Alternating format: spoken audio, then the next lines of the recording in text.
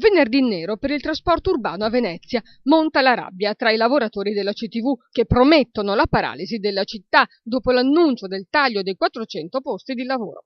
Oltre ad uno sciopero di 24 ore dei vaporetti e degli autobus, le organizzazioni sindacali stanno organizzando anche un corteo di auto che partirà dal deposito CTV e avrà per destinazione l'area commerciale dello Scian, dove in via Tosatto c'è la sede di Veneto Strade.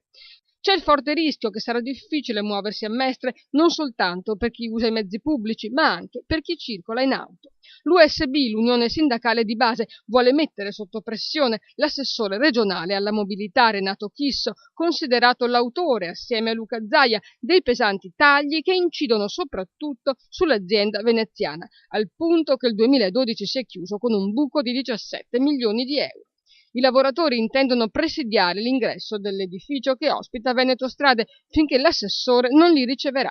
Da tempo la CTV e l'assessore Ugo Bergamo hanno avviato una battaglia anche legale contro la regione per mantenere i finanziamenti di sempre. Ma anche il ricorso al TAR si è rivelato un'arma spuntata e ora l'azienda ha scatenato i sindacati contro la regione, annunciando la riduzione del personale e l'allungamento dei turni di lavoro a parità di stipendi, sollevando un autentico vespaio con cui dovrà fare i conti domani Venezia e il Milanese.